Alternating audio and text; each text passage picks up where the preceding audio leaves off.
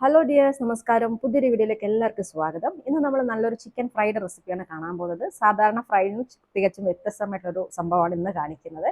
അപ്പോൾ ഒരുപാട് എണ്ണയൊന്നും ഉപയോഗിക്കാണ്ടുള്ള ഒരു ചിക്കൻ ഫ്രൈ ആണത്. അപ്പോൾ നിങ്ങൾ വീഡിയോ കണ്ടു നോക്കിയിട്ട് ട്രൈ ചെയ്ത് നോക്കുക. ഇഷ്ടമായിട്ടുണ്ടെങ്കിൽ മാക്സിമം ഒന്ന് ഷെയർ ചെയ്ത് കൊടുക്കാം.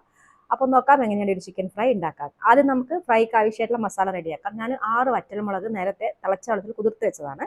അത് ഞാൻ മിക്സിയുടെ ചെറിയ ജാറിലേക്ക് ഇട്ട് കൊടുത്തു. അതിൻ്റെ കൂടെ തന്നെ നമുക്കൊരു 10-12 ചെറിയ ഉള്ളി, അതുപോലെ തന്നെ ഒരു പകുതി തക്കാളി ചേർത്ത് കൊടുത്തു. ഇനി ഇതിലേക്ക് നമുക്ക് ആവശ്യത്തിനുള്ള ഉപ്പ് ചേർക്കാം. 1/4 ടീസ്പൂൺ മഞ്ഞൾപ്പൊടി, 1/4 ടീസ്പൂൺ ഗരം മസാലപ്പൊടി, 1/4 ടീസ്പൂൺ മല്ലിപ്പൊടി, ഇത്രയും ചേർത്തിട്ടുണ്ട്. ഇനി ഇതിലേക്ക് നമുക്ക് 1 ടീസ്പൂണോളം വിനാഗിരി ചേർത്ത് കൊടുക്കാം. കുറച്ച് മല്ലിയിലയും ചേർത്തിട്ട് ഇത് നല്ലതായിട്ട് പേസ്റ്റായിട്ട് അരച്ചെടുക്കണം. അപ്പോൾ ഇത് നമുക്കൊന്ന് അരച്ചെടുത്ത് കൊണ്ടുവരാം. അരച്ചെടുത്ത് കഴിയുമ്പോൾ ഈ ഒരു പരുവത്തിൽ നമുക്ക് നല്ല പേസ്റ്റ് ആയിട്ട് കിട്ടും. കാശ്മീരി എണ്ണ എടുത്തു കഴിഞ്ഞാൽ, മുളക് എടുത്തു കഴിഞ്ഞാൽ നല്ല കളർ ഉണ്ടാവും. ഞാൻ കാശ്മീരി മുളകാണ് എടുത്തത്.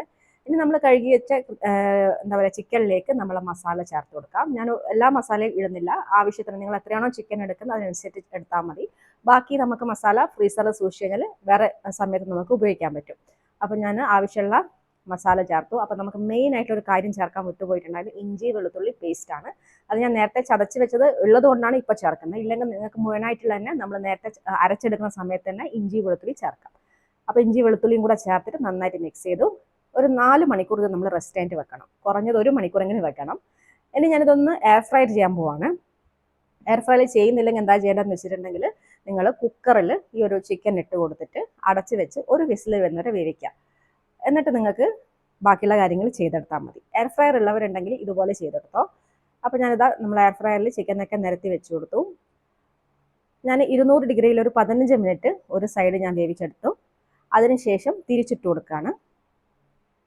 ഇതാകുമ്പോൾ നമുക്ക് ഒട്ടും എണ്ണയൊന്നും ഇല്ലാണ്ട് തന്നെ ഫ്രൈ ചെയ്തെടുക്കാം. ഇല്ലെങ്കിൽ നോർമലായിട്ട് ഫ്രൈ ചെയ്തെടുക്കണമെങ്കിൽ അങ്ങനെയും ചെയ്യാം. എണ്ണ കുറച്ച് ഉപയോഗിക്കണമെന്നുണ്ടെങ്കിൽ ഇതുപോലെ എയർ ഫ്രയറിലോ അല്ലെങ്കിൽ കുക്കറിലോ ഇട്ടിട്ട് വേവിച്ചെടുത്താൽ മതി. ഇപ്പം നമ്മൾ ചിക്കൻ ഇവിടെ റെഡി ആയിട്ടുണ്ട്. നല്ല അടിപൊളി വെന്ത് വന്നിട്ടുണ്ട്. ഇനി നമുക്ക് ചെറിയൊരു പരിപാടി കൂടെ ഈ ഒരു ഫ്രൈയിൽ ചെയ്യാനുണ്ട്. അതിനായിട്ട് ഒരു പാൻ വെച്ചിട്ട് അതിലേക്ക് നമുക്ക് കുറച്ച് എണ്ണ, 1-2 ടീസ്പൂണ് ഓയിൽ ഒഴിച്ചു കൊടുത്താൽ മതി. അത്രയും നമ്മൾ ഈ ഒരു ഫ്രൈക്ക് ആവശ്യമുള്ളൂ, ഒരുപാട് വേണ്ട. എണ്ണ ഒഴിച്ചതിന് ശേഷം നമ്മൾ നേരത്തെ മാരിനേറ്റ് ചെയ്ത മസാലയുടെ ബാക്കി ഉണ്ടാവുമല്ലോ, ആ മസാല നമ്മൾ ഇതിലേക്ക് ചേർത്ത് കൊടുക്കാണ്. ആ മസാല ഈ ഒരു എണ്ണയിൽ നന്നായിട്ട് മിക്സ് ചെയ്ത് നന്നായിട്ട് മൂപ്പിച്ചെടുക്കാം. ഇങ്ങനെ നമ്മൾ ചൂടാക്കി എടുക്കുമ്പോൾ ആ മസാലക്ക് വേറൊരു ടേസ്റ്റ് വരും. നന്നായിട്ട് മൂത്ത ഈ ഒരു മസാലയിലേക്ക് നമുക്ക് ഫ്രൈ ചെയ്ത് വെച്ചിട്ടുള്ള നമ്മൾ ചിക്കൻ ഇട്ട് കൊടുക്കുകയാണ്. ഇനി ഇത് നന്നായിട്ടൊന്ന് മിക്സ് ചെയ്തെടുത്തു കഴിഞ്ഞാൽ നമ്മളെ ചിക്കൻ ഫ്രൈ റെഡിയായി. നല്ല അടിപൊളി ടേസ്റ്റാണ്. ഒരുപാട് എണ്ണയൊന്നും ഇല്ലാണ്ട് നല്ല ഹെൽത്തി ആയിട്ട് നമുക്ക് കഴിക്കാൻ പറ്റിയൊരു റെസിപ്പിയാണ്. ചപ്പാത്തിൻ്റെ കൂടെ ഒക്കെ നല്ല കോമ്പിനേഷൻ ആയിരിക്കും. പത്തിരി, ചപ്പാത്തി, പൊറോട്ട എല്ലാത്തിൻ്റെ കൂടെ നല്ല കോമ്പിനേഷനാണ്. അപ്പോൾ ആ മസാലയൊക്കെ നമ്മളെ ചിക്കനിലേക്ക് നന്നായിട്ട് മിക്സ് ചെയ്ത് ഇങ്ങോട്ട് എടുക്കുക. എന്നിട്ട് അവസാനം വേണമെങ്കിൽ കുറച്ച് മല്ലിയില കൂടെ അരിഞ്ഞത് ചേർത്ത് കൊടുത്തോ. ഞാനിപ്പോൾ വേറെ ഒന്നും ചേർക്കുന്നില്ല. അങ്ങനെ നമ്മളെ ഫ്രൈ ഇവിടെ റെഡിയായി വേറൊരു പാത്രത്തിലേക്ക് മാറ്റാം. അപ്പോൾ ഇത്രയേ ഉള്ളൂ. വളരെ സിമ്പിളായിട്ടുള്ള റെസിപ്പിയാണ്. എല്ലാവരും ട്രൈ ചെയ്ത് നോക്കുക. ഇഷ്ടമായിട്ട് മാക്സിമം ഷെയർ ചെയ്യുക, നമ്മളെ പേജ് ലൈക്ക് ചെയ്യുക, കമൻറ്റ് ചെയ്യാം.